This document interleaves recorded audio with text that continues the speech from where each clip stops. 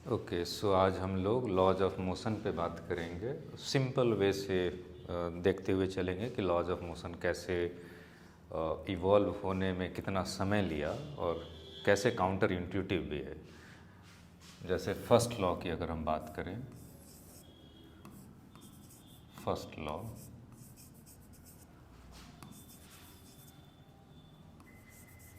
which is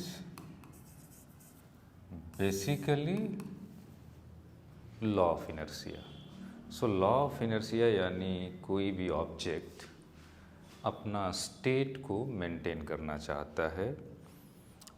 state तभी change होगा जब उस पर कोई एक्सटर्नल फोर्स अप्लाई होगा। सो कहीं ना कहीं फोर्स जुड़ा हुआ है इसमें, लेकिन फोकस जो है वो इनर्शिया पे है। लेकिन ये आने में समय लगा।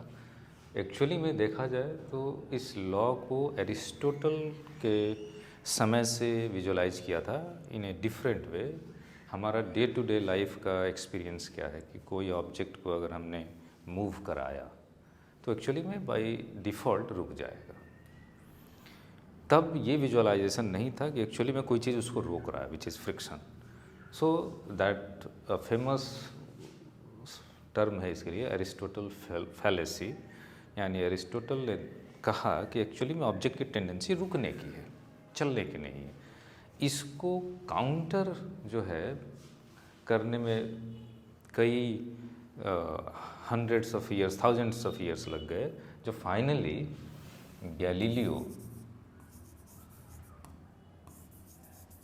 गैलीलियो ने इसको काउंटर किया by a famous experiment, thought experiment बोल सकते हैं, डिज़ाइन करके उसने। उसने क्या किया कि एक ऐसा कुछ अरेंजमेंट क्रिएट किया, समथिंग लाइक दिस, और एक ऑब्जेक्ट को यहाँ से, और and this body was almost frictionless. यहाँ से अगर हम गिराते हैं तो ये जाता था और इधर राइज करता था, ऑलमोस्ट उसी पोजीशन पे आता था, उसी हाइट पे जिस पे ये पहले था। गैलीलियो ने एक्सपेरिमेंट के तौर पे क्या किया कि ये स्लोप इसका चेंज करता गया। Every time even if he was changing the slope, actually ये सेम हाइट को अचीव कर रहा था। उसने बोला कि अगर मैं फ्लैटन कर दूं हाइपोथेटिकली, तो ये हाइट तो कभी हम अचीव ही नहीं कर पा रहे। That means this object will keep on moving till infinity. यानी जो सिंपल लॉ ऑफ इनर्शिया आज हम लोग ऐसे पढ़ रहे हैं और बातें कर रहे हैं, उसको इवॉल्व होने में बहुत समय लगा। क्यों इवॉल्व होने में समय लगा? क्योंकि ऐसा कोई थॉट एक्सपेरिमेंट डिज़ाइन ही नहीं हुआ था। हमारी जो डे टू डे लाइफ की एक्सपीरियंस थी वो यही बोल रही है कि ऑब्जेक्ट है तो रुक जाएगा, मूव कर रहा है तो। एंड ये क्या बोलता है? ये बोलता है कि ऑब्जेक्ट अगर चल रहा है तो चलता रहेगा और रुका हुआ है तो रुका रहेगा। लॉ ऑफ इनर्शिया इस वजह से, चूँकि इसने एक फैलेसी को ब्रेक किया, हमारा फोकस जो है पूरा इनर्शिया पे यहाँ पे चला जाता है। ऑल्दो ये इम्प्लाई कर रहा है एक और चीज़। Apart from inertia, force is also there. Who is changing the state? State change कौन कर रहा है? स्टेट चेंज का जो एजेंट है वो basically the agent is force. Force को क्वालिटेटिवली डिफाइन भी कर रहा है ये, ठीक है। अब हम लोग जो हैं सेकेंड लॉ पे आते हैं। सेकेंड लॉ जो है बेसिकली क्वांटिटेटिव डिफिनेशन है।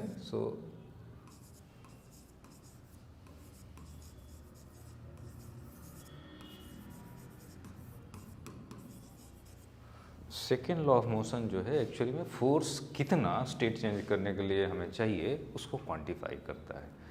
एंड द करेक्ट स्टेटमेंट यहाँ पे जो होगा वो ये कि फोर्स जो है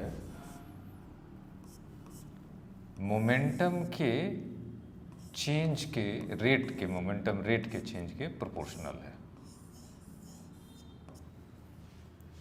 एक नया एंटाइटी इसके लिए न्यूटन ने प्रपोज किया, विच इज़ मोमेंटम, जो कि मास टाइम्स वेलोसिटी है।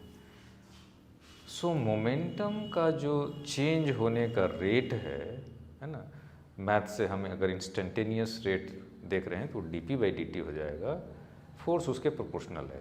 और SI यूनिट में ये जो प्रोपोर्शनलिटी कांस्टेंट है ना, वो K जो कि 1 हम ले लेते हैं, ये बेसिकली इस तरह से एक्सप्रेस किया जाता है। अब यहाँ पे एक और चीज़ आ रहा है, अगर मेरा मोमेंटम ये है और प्रोडक्ट रूल हम लगाते हैं तो टेक्निकली जो फोर्स है मेरा वो dm/dt into v plus m dv/dt है। और dv/dt जो है एक्चुअली में rate of change of velocity, acceleration है। अभी तक हम लोग क्या पढ़ते थे कि फोर्स या external force, to be more correct, so external force जो है v dm/dt plus m dv, और ये m इंटू a है, एक्चुअली में ये m इंटू a है। सो F एक्सटर्नल हमेशा जो है ma नहीं होता है, ये ma तभी होता है जब dm/dt 0 हो जाए, यानी सिस्टम ऑफ कांस्टेंट मास में हम बोल सकते हैं कि F इक्वल टू ma सही है। Else the more correct expression is कि जो एक्सटर्नल फोर्स है वो dp/dt के बराबर है इन SI यूनिट। सो आज जो है हम लोग यहीं पे रोक देते हैं इस वीडियो को, 2 लॉ का हमने डिस्कशन कर लिया। Thank you.